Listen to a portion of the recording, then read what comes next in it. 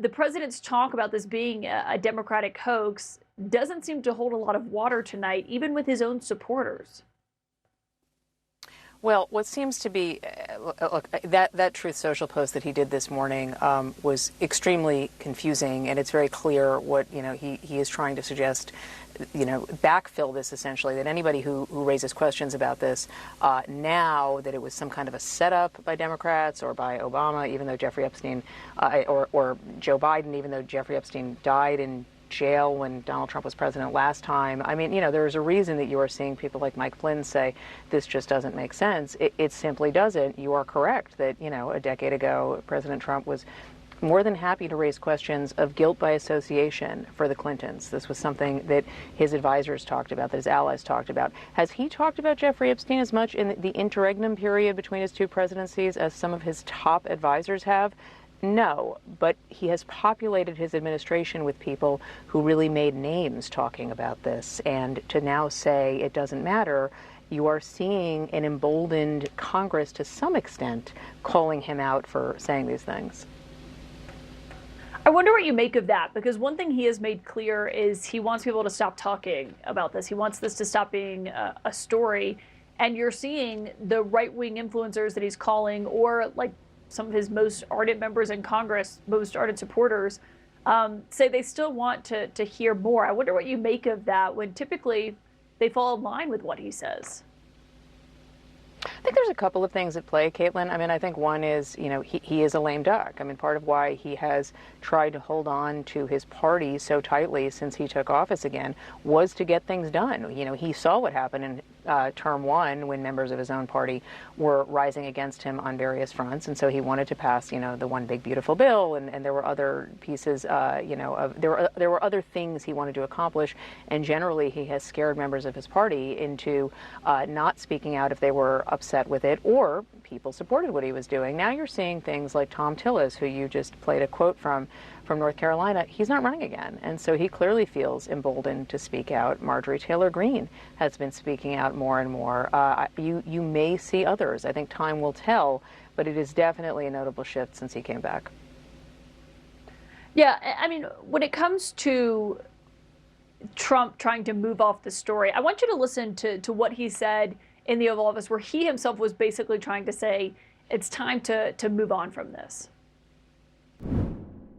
I call it the Epstein hoax. It takes a lot of time and effort. Instead of talking about the great achievements we've had, instead of talking about the things we've achieved, we've had tremendous achievement. The scandal you should be talking about is the auto pen, the things that they should be talking about.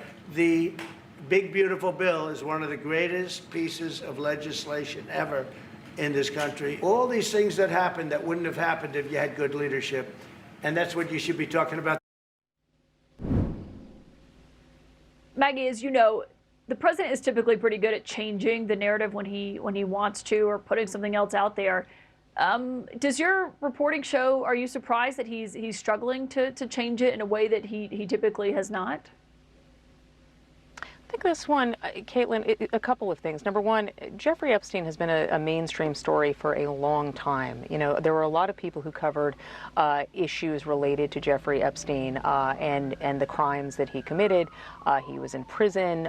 His death was very well covered when President Trump was in office the first time. So number one, it's not just a story that takes place, on the internet. This takes place across the board. Number two, you are seeing his allies, advisors, supporters who have gone out there and talked about this and who I think believed that they had his support on this, getting questioned by their own base. And so this is sort of a story of a question of who do you trust? And that is very clear in what he's saying. It's hard to tell people. I mean, again, I said this earlier about his Truth Social post. It strains credibility to suggest that this was, I call this a hoax and therefore it's a hoax.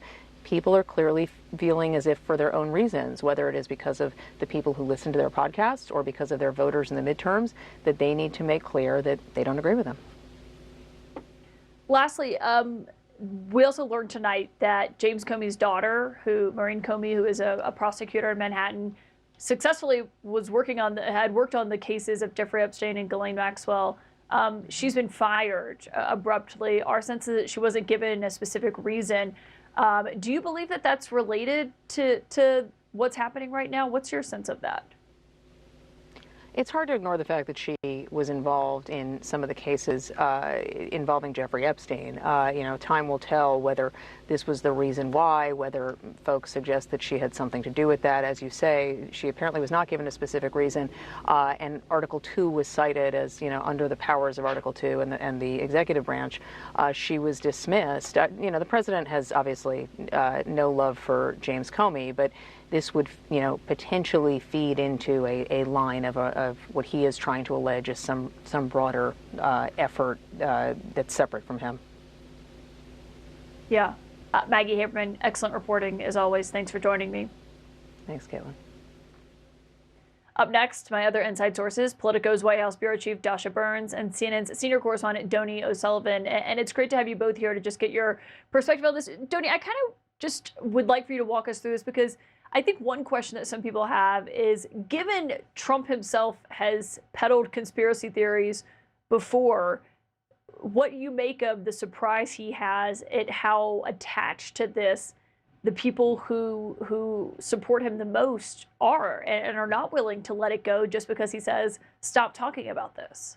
Yeah, Caitlin, it's absolutely shocking for them. It really is shocking. And I was trying to think of this today in terms of, in MAGA media, there are, many conspiracy theories and objects of fascination come and go. But every day, pretty much, for years, you'll always hear people on those channels, on those platforms, talk about two things. One is the false claim that the 2020 election was stolen. They are still talking and obsessing about that. And secondly is the Epstein files and everything to do with that. So Trump coming out and saying, just forget about this, I think is so much of a shock that it would be equivalent of him coming out and admitting that the 2020 election wasn't stolen and that conspiracy theory was a hoax. Look, Trump is obviously a master manipulator of media, of social media. And either he is sort of playing dumb here and hoping that this Epstein stuff goes away, or maybe he just genuinely doesn't fully grasp how much he has stoked the conspiracy theory space online for years. I mean, I remember a couple of weeks before the 2020 election, he did an NBC News town hall. He refused to disavow QAnon then. And since then, Media Matters, the liberal watchdog group, said that he has posted more than 1,000 times on Truth Social amplifying QAnon accounts.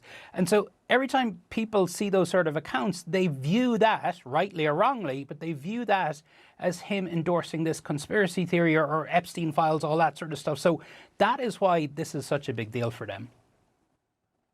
Yeah, I mean, and Dasha, White House officials seem stunned that this is still a massive story and seems to be only growing. I wonder what you're hearing from sources tonight. I mean, this is new for them. This is really new for Trump. He is not used to not being able to control the news cycle, to change the narrative, to turn the tables. It's usually folks from the opposition that are attacking him. So he either welcomes it and wears it as a badge of honor, or somehow flips it around on them. And this is his base. Like, he's not used to being able to fully direct their attentions, their energies, and their passions. So they're really on a back foot here. And I think this is why they're having such a hard time navigating this, because they've gotten attacks from the other side before. They have never seen an uprising like this. And for the people in Trump's camp that are elected officials or influencers, they are stuck between the president and his base. That is a tough place to be, because those are the two things that they are most afraid of. And I don't know which one wins out in the end. Yeah, and Donnie, when it comes to what the MAGA base wants here, what exactly is it that they want uncovered? Is it just names that Jeffrey Epstein had in terms of contacts, or what is it exactly that they're searching for here and hoping that Pam Bondi releases from the Justice Department? Yeah, I mean, it ranges, but frankly, they're expecting what they were told to expect from people in Trump's orbit for years, right? They want accountability. I mean, for many of them, they were sort of led to believe that what is in those files, or what's imagined to be the files, is stuff that would incriminate Democrats. That was a big part of the fascination here. I think one other thing to mention here is that Trump is trying to have it both ways in terms of, obviously, on a daily basis, he attacks the press and says, that they're failing and whatnot. But he clearly, obviously, cares a lot about what the press says. But talking about that the press is fanning the flames of this, I mean, frankly, they don't need the press to do this, because even we saw yesterday when Speaker Johnson came out speaking about this, he spoke to Benny Johnson, another MAGA media influencer. So, I mean, that's the other thing I find interesting here is Trump's understanding of the media. I'm not sure he fully grasps just how powerful that MAGA media verse is, that they essentially can usurp the mainstream media sometimes and force things into national conversation.